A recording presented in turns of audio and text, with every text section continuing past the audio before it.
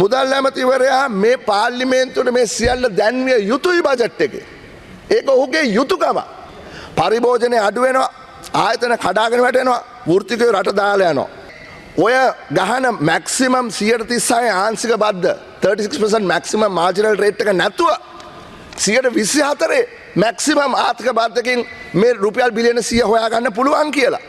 අපි නිකන් කතා කරන්නේ නෑ සභාපතිතුමා. අපි කතා කරන්නේ මොකක් හරි ඇනලිසිස් එකක් මත.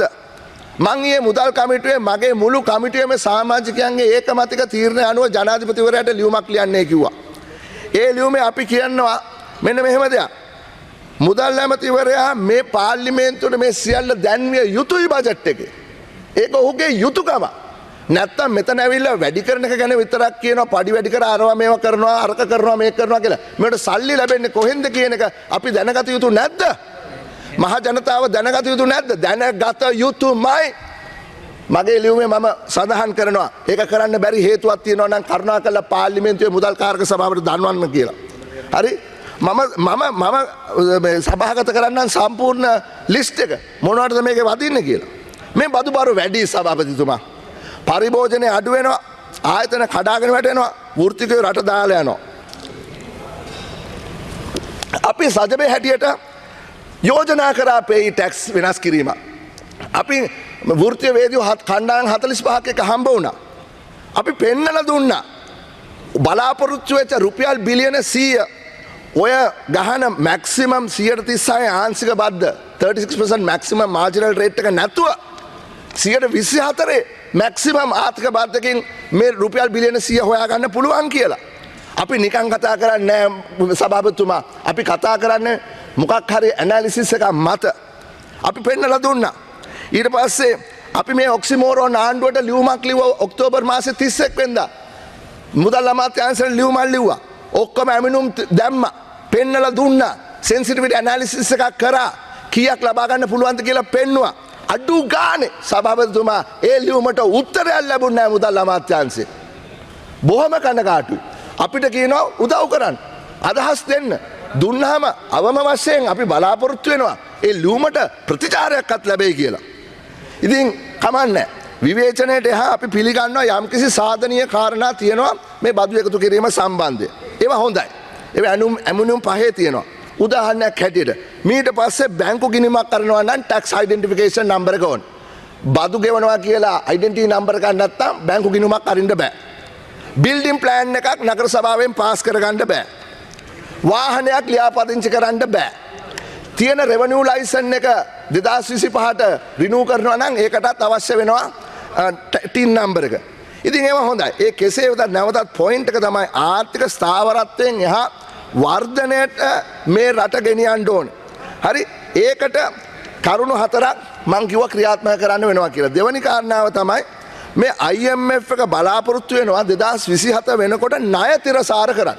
මේක අහගෙන ඉන්න හොඳට. 2027 දේශීය දළදේශීය නිෂ්පාදනයට සාපේක්ෂව ණය 104යි. අස්තමේන්තුව. මේ ණය බර වැඩි. මොකද සාමාන්‍යයෙන් පිළිගන්න ප්‍රතිශතය තමයි 60. මොකද්ද මේකෙන් වෙන්නේ? දැවැන්ත පොලියක් ගෙවන්න සිද්ධ වෙනවා. 2024 පොලිය රුපියල් බිලියන 2651යි. ආදායම රුපියල් බිලියන 4127යි. පොලි ප්‍රතිශතය 144යි. ලෝකේ වැඩිම පොලිය ගෙවන්නේ ලංකාව එන අවුරුද්දේ. මේ ළඟදී ෆයිනෑන්ෂල් ටයිම්ස් සංග්‍රහයේ පළ වෙලා තියෙනවා විද්වත් ලිපියක් ලංකාව ගැන by Theo Marrott and Brad Setster. Is the IMF setting Sri Lanka for a second car crash කියලා තමයි ඒකේ අහලා තියෙන්නේ. ඕන් පෙන්නලා දෙනවා ලංකාවේ දළදේශීය නිෂ්පාදනයට සාපේක්ෂව ණය බර තියෙන 100ක් නම් ආදායමෙන් 50%කට වඩා වැඩි ප්‍රමාණයක් යනවා කියලා පොලිය විතරක් ගෙවන්න. මේක සස්ටේනබල්ද? ජනාධිපතිතුමාගේ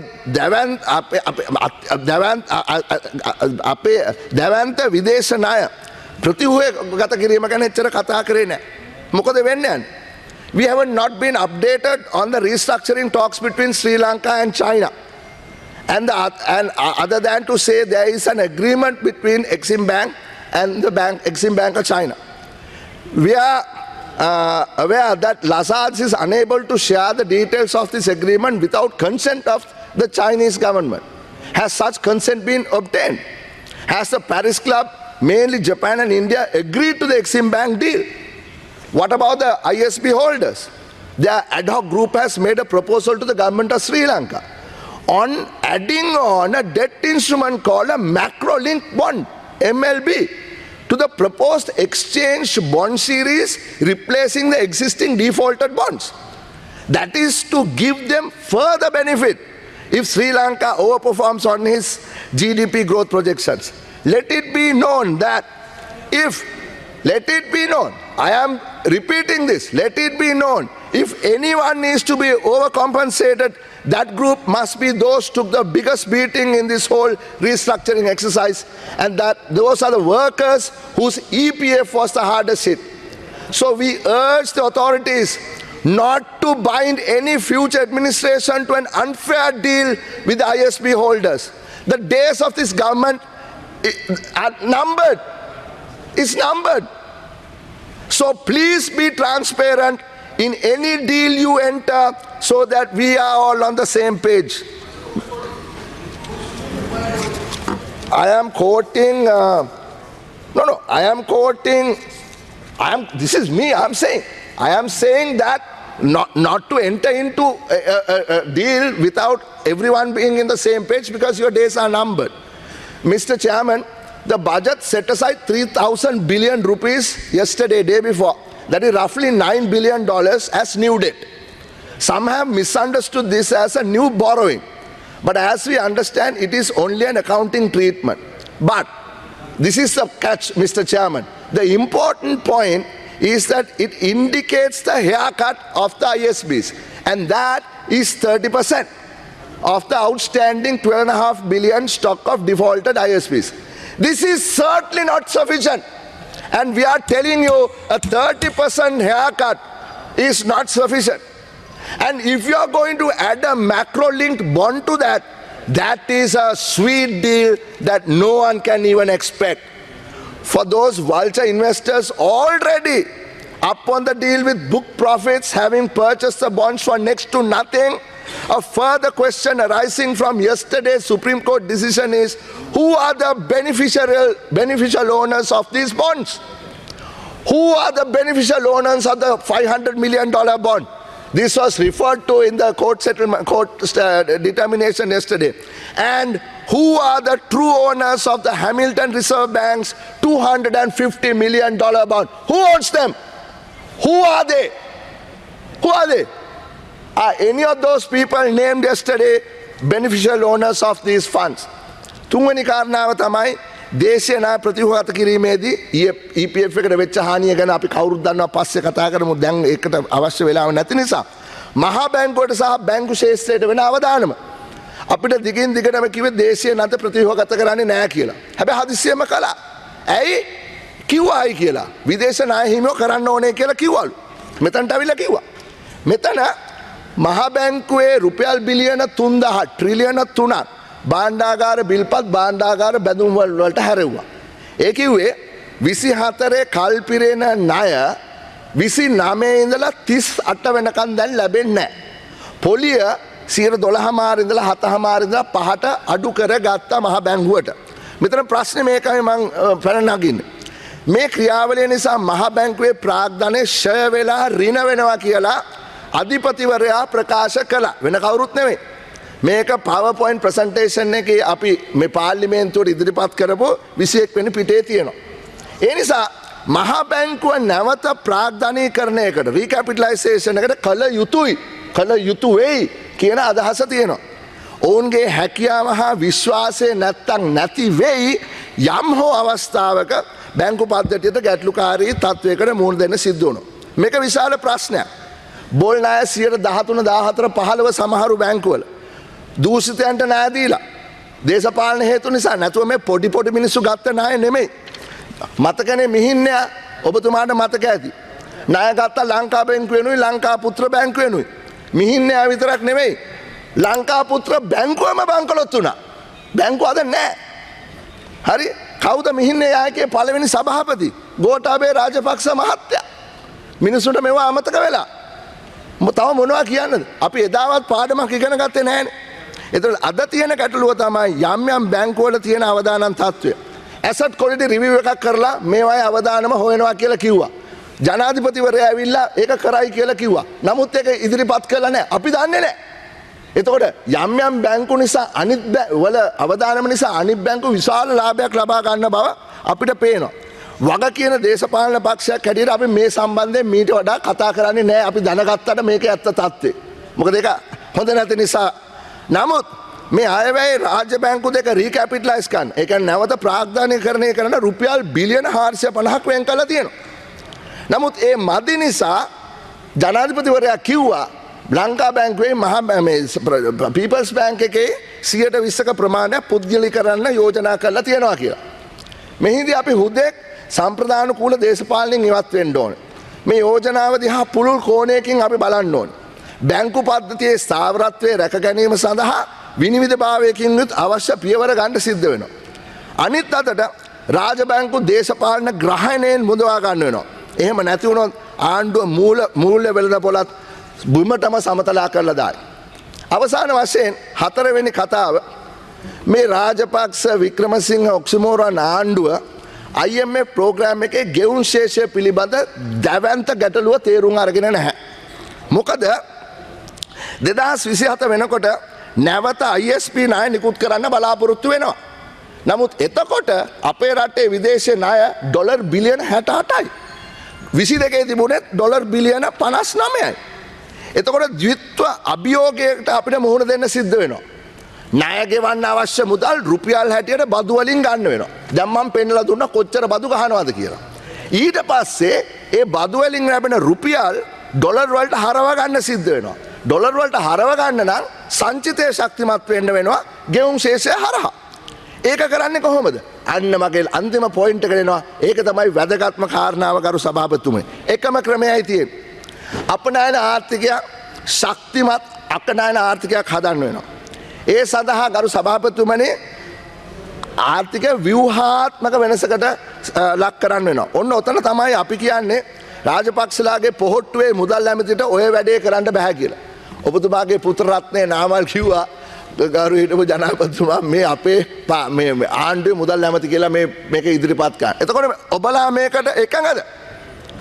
වෙන කිසිම විකල්ප දේශපාලන බලවේගයකටත් මෙන්න මේ අත්‍යවශ්‍ය වෙනස අවශ්‍ය කරන්න අවශ්‍ය මතවාදය නැහැ.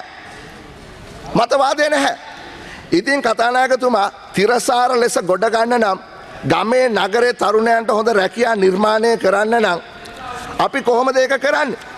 හරි කොහොමද මේ දැඩි වර්ධන වේගයක් ලබා ගන්න? අපේ රට වටේට ගහලා තියෙන සහ සමහරු තවත් ගහන්න ඕනේ කියන තාප්ප ටික කඩන්න ඕනේ. ඒ වෙනුවට පාලම් බඳින්න ඕනේ. ලංකාව ලෝකෙට එකතු කරන්න ඕනේ. රටවල් සමග කලාපීය ගිවිසුම් ඇති කරගන්න ඕනේ. ගරු සභාපතිතුමා අපි සිංගප්පූරුවත් එක්ක FTA එකක් අහනකොට මෙතන ඉන්න කට්ටිය මොකද්ද කරේ? ඒකටත් විරුද්ධ වුණා. ඉතින් කොහොමද මේ මතවාදය වෙනස් කරගන්නේ? මොකද්ද ඕගොල්ලන්ගේ ප්ලෑන් එක දෙයනේ කියන්න. හරි? ඉතින් ඒ නිසා මේ සියල්ල කොච්චර කිව්වත් කොච්චර FTA එක ඇහුවත් වැඩක් නැහැ. අපේ රටේ ඵලදායීතාවය එහෙමත් නැත්නම් අපේ කර්මාන්තවල කාර්යක්ෂමතාවයේ තරඟකාරීත්වයේ භාණ්ඩ හා සේවා නිෂ්පාදනය කරන්න ඒ ආර්ථික බන්ධන ඉවත් කරන්න ඕනේ. අපි කොයි වෙලාවෙත් කියනවා මේ ලංකාව කියන්නේ මේ මිනිස්යාගේ ඇඟ වටේට ලණු වලින් ගැට ගහලා තියෙන ආර්ථිකය. මෙහෙම රටක් දුවන්න බෑ. මේවා නිදහස් කරන්න ඕනේ. එහෙම නැතුව මේ ජනාධිපතිවරයා කියන ඔය ස්වයං සහ ඕගොල්ලෝ එකඟ වෙන ස්වයං සුබපතීම self congratulation මොනවාද ඒවා? පෙට්‍රෝල් පෝලිං නැහැ, ගෑස් පෝලිං නැහැ. අපි ඒක දන්නවා. ගරු මන්තුමා තව විනාඩි 5ක කාලයක් බොහොම ස්තුතියි. හොඳටම ඇති. හරි? අපි දන්නවා ඒක. ඒක ගැන ඔච්චර උද්දාමයට ලක් වෙන්න එපා. ඒක මේක it's only stabilization. What we need is growth. Where is your plan for growth? That is the question that we are asking. And we are saying neither you or some of those on this side don't have a plan. Because there is no ideology towards that plan. ඉතින් ඒ නිසා වාමාංශික ඔය මේ රාජ්‍ය ප්‍රමුඛතාවයේ මත අභ්‍යන්තරයේ දෙස අවධානය යොමු කරන කට්ටියටත් මේ මතවාදය අපි ඉදිරිපත් කරන විවෘත ව්‍යවසායකයේ මත අවධානය යොමු කරන මතවාදයත් අතර ගරු සභාපතිතුමනි ලොකු වෙනසක් තියෙනවා. දැන් මගේ වෙලාව ඉවර වෙන නිසා මම අවසන් කරන්නම්. ගරු කතානායකතුමනි වැඩි වශයෙන් භාණ්ඩ හා සේවා නිෂ්පාදනය කෙරෙමින් නිෂ්පාදන ආර්ථිකයක් ගොඩ ගන්න අවශ්‍ය නිෂ්පාදන සාධක මොනවද? අපි කවුරුත් දන්නවා. what are the factors of capital? හරි භූමිය, ශ්‍රමය, ප්‍රාග්ධනය සහ ව්‍යවසායකත්වය. හරි land, labor, capital and entrepreneurship. අපේ රටේ භූමිය, ශ්‍රමය, ව්‍යවසායකත්වය තියෙනවා. මට මතක් වෙනවා ගරු ජනාධිපතිතුමනි මංගල ඇමතිතුමා. අර එන්ටර්ප්‍රයිස් ශ්‍රී ලංකා එක විවෘත කරන්න මාතර ගිය වෙලාවේ කිව්වා මේ පැත්තේ මිනිස්සු කොච්චර ව්‍යවසායකයෝ හැටියට තිබුණා හිටියද? මේ ව්‍යවසායකත්වයේ අපේ රටේ අවුරුදු 100 ගාණක් 10 ගාණක් තිබුණා. හරි ඒකට අවශ්‍ය පසුබිම සකස් කරනවා නම් ව්‍යවසායකයෝ ගොඩ එයි.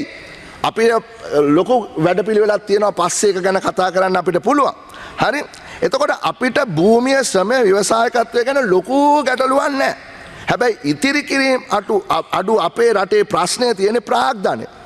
ප්‍රාග්ධනය ගොඩනැගෙන්නේ ආයෝජනය මගින්. සමහරු සුරංගනා කතා කිව්වට මේ ප්‍රාග්ධනය රැස් කරන ආකාරය ගැන කවුරුත් කතා කරන්නේ නැහැ. එහෙම නැත්තම් නොකොත් පටලැවිච්ච කතා මං අහගෙන එහෙම මෙහෙන් ඇහෙනවා. අපි පැහැදිලිව කියනවා.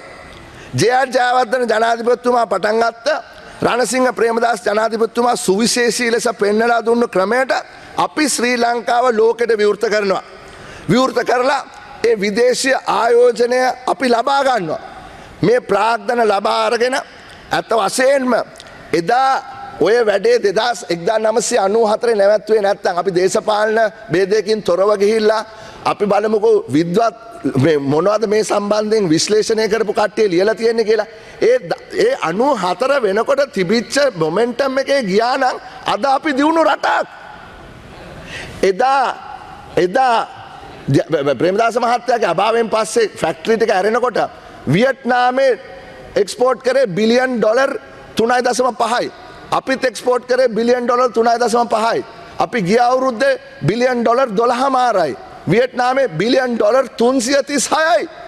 ඒගොල්ලෝ රෙදි පිළිවෙල ඉඳලා සපත්තු හැදුවා, ටොයිස් හැදුවා, රේඩියෝ හැදුවා, ටීවී හැදුවා, කම්පියුටර් හැදුවා. අපි තාම එතන. ඇත්තටම ඔය මේ ඇපරල් ෆැක්ටරි කරන ප්‍රධාන තුන් දෙනාට මල් තියන්න ඕනේ. කවුද අපේ අමල්ලීන් ලටයි, අස්රෆ් ලටයි, හයිඩ්‍රමාන් ලටයි අනිත් කට්ටියටයි. නැත්තම් මෙහෙම දෙයක්වත් නැහැ. ඕගොල්ලෝ අවුරුදු 20ක් තිස්සේ මොකද්ද ගෙනාපු අලුත් වැඩපිළිවෙල? මොකද්ද රැකියා නිර්මාණය කරන්න ගෙනාපු ආයෝජන? මොකද්ද රට ලෝකෙට එකතු කරන්න කරපු දේ? ප්‍රේමදාස මහත්තයාගේ අභාවයෙන් පස්සේ කරපු දේ කියන්නකෝ. එහෙම කියන්න බෑ. අපේ අනිත් විකල්ප කණ්ඩායමත් ඒකට එකඟ නැහැ. හරි උදාහරණයක් හැටියට මන්නාරමේ තියෙන සුළං ටික ඉන්දියාවේ ග්‍රිඩ් එකත් එක්ක කනෙක්ට් කරලා අපිට පුළුවන් නම් ඉම්පෝට් කරන්න මේ විදුලි බලය ඒකේ මුදල් උපය ගන්න පුළුවන් නම් මොකද ඒ ප්‍රශ්නේ? මම වැඩ කරා මේ පාර්ලිමේන්තුවට එන්න කලින් නේපාලේ භූටානේ අවුරුදු ගාණක්. හරි ආසියානු සංවර්ධන බැංකුවේ ප්‍රධාන උපදේශකයෙක් හැටියට මොකද්ද අපි කරේ? භූතානේ තිබිච්ච ජල විදුලි වලින් හදන විදුලිය ඉන්දියාවේ ග්‍රිඩ් එකට සම්බන්ධ කරා. අද භූතානේ අපනයන ආදායමෙන් වැඩිම ප්‍රමාණයක් එන්නේ ඒ ඉන්ධන මේ ඉලෙක්ට්‍රිසිටි එක්ස්පෝර්ට් එකෙන්. ඉතින් ඒ නිසා අපි මනස විවෘත කරමු. සජිත් ප්‍රේමදාස මේ අපේ විපක්ෂ නායකවරයා කිව්වා නොයෙකුත් කාරණා තියෙනවා. security concerns තියෙනවා. අනිත් ඔක්කොම concerns තියෙනවා. ඒ ඔක්කොම concerns අපි සලකමු. සලකලා බලමු කොහොමද මේක ඉස්සරහට අරගෙන යන්නේ කියලා. එතකොට එතන තමයි විසඳුම තියෙන්නේ. අපිට මේ ප්‍රාග්ධනය ගම් දනව් කරා ගෙන යන්න පුළුවන්. ගමේ දරුවන්ට රැකියාවක් සොයාගන්න පුළුවන්. සුළු හා මධ්‍යම පරිමාණ ව්‍යාපාරිකය දියුණු කරන්න පුළුවන්. තමන්ගේ අස්වැන්නෙන් උපරිම ප්ලාය ප්‍රෝජයක් ගන්න පුළුවන්. මිනිස්සු අතර සල්ලි ලබා ගන්න පුළුවන්. වෙන විදිහේ ආර්ථිකයක් තමයි අපි නිර්මාණය කරන්න බලාපොරොත්තු වෙන්නේ. කොටින්ම කියනවා නම් ආර්ථික අවස්ථා සුලභ සාධාරණ සමාජයක් නිර්මාණය කිරීම තමයි අපේ ආර්ථික දැක්මේ මේ වැඩපිළිවෙල කරු කතානායකතුමනි. මෙතන අද ඉදිරිපත් කරලා තියෙන රනිල් වික්‍රමසිංහ රාජපක්ෂ IMF ඔක්සිමෝරෝ නාන්ඩුවට මේ වැඩේ කරන්න බෑ. කරන්නත් බෑ. කරන්න ජනමතයකුත් නැහැ. ජනමතයක් ලැබෙන්නෙත් නැහැ. ඉතින් ඒ නිසා ඊළඟ ඡන්දෙට කලින් එන අවසාන අයවැය තමයි මේ අපි තව මාස කිහිපයකින් අපි යාවත් කාලීන කරපු තුන්වැනි බ්ලූප්‍රින්ට් එක මේ පාර්ලිමේන්තුවට ඉදිරිපත් කරනවා. වෙන කිසිම දේශපාලන පක්ෂයක් තමන්ගේ වැඩපිළිවෙල මේ පාර්ලිමේන්තුවේ සභාගත කරලා නැහැ සජබේ ඇරෙන්න. අපි පළවෙනි එක දුන්නා බ්ලූප්‍රින්ට් 1, දෙවෙනි එක දුන්නා බ්ලූප්‍රින්ට් 2, තුන්වෙනි එක ආයෙත් දෙනවා යහපත් කාලීන කළා. ගරු කතානායකතුමනි අපි බලාපොරොත්තු වෙනවා ඊළඟ ආයවැය සජි ප්‍රේමදාස රජයක් තුල ඉදිරිපත් කරන්න. මම මේ රටේ ජනතාවගෙන් ඉල්ලන්නේ සුරංගනා කතාවලට රැවටෙන්නේ නැතුව යථාර්ථවාදීව අපි ඉදිරිපත් කරන විකල්පයට ඇහුම්කන් දෙන්න, විශ්ලේෂණය කරන්න, අපිත් එක්ක තර්ක කරන්න, එන්න අපිත් එක්ක එකතු වෙන්න, අපි මේ රට ගොඩගමු. බොහොමත් ස්තුතියි ගරු කතානායකතුමා. ස්තුතියි ගරු මන්ත්‍රීතුමා. මිලට ගරු Harsha. I just want to point out one matter. Of course, certain other points what you expressed, I will reply to you when I'm speaking on the budget. But on this external debt restructuring, I got the impression when I was sitting here that you were trying to aggravate the speculations which are being spoken of. But honourable member, all the details which were to be shared are being shared now. So external restructuring of the debt, discussions, engagements are taking place very positively. So I also want to give another assurance to you. His Excellency the President gave assurance to all creditors in writing, saying that when the external restructuring resolution is being finalized, that our treatment will be comparable. So that is the principle that we are negotiating on. So I think I hope you'll understand that whatever needs to be shared has been shared, and please appreciate the fact the most difficult part of external debt restructuring is almost, we are very confident that we will come into a final resolution. But also you are very sensitive in your speech. බොහෝම සංවේදී වුණා. හැබැයි ඔබේ සංවේදීතාවය ක්‍රියාවෙන් මේ වෙනකොට ඔප්පු වෙලා නැහැ කියන එකත් මගේ අදහසක් හැටියට මම කියන්න ඕන.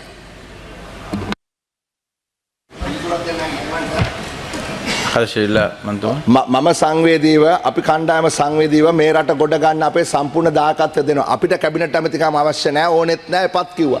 හැබැයි අපි අපේ කමිටු වල මේ සියලු දේ කරනවා. ඉතින් ඒ නිසා ඒකට පිළිතුර ඒකයි. අනිත් එක තමයි I appreciate your point, honorable minister. Two things. One is we know whether Lasards have shared the deal that you have basically got into with China, with Paris Club. We don't know that. That information we don't have. If you say it has been shared and that is confidential information to you, we are happy. And in fact, as a political party, we have been urging China and we have been urging India and Paris Club to please come to an agreement. We don't want this country's debt negotiations to go on and on. We want it to be completed. So if there's anything that we can do as a political party, we are more than happy to do it. But my other issue, honorable sir, is on the macro-link bond on the ISBs. Now that is where the issue comes. Now whether we are, all what I'm saying is you can't give those guys a much sweeter deal than what others are getting. So that's all I want to talk about. You can reply during your speech, sir. Thank you. ගරු නිමල් සිරිපා සෙල්ලමතුමා විනාඩි 25ක කාලයක්. ගරු ශයන් Semasinghe. Honorable Harsha, you're talking on a very sensitive matter. I have very clearly expressed the fact that our treatment is going to be comparable. So one party to be comparable and the other party not to be comparable is not our policy. So whether it is the ISB holders or external debt, it will be a very comparable treatment.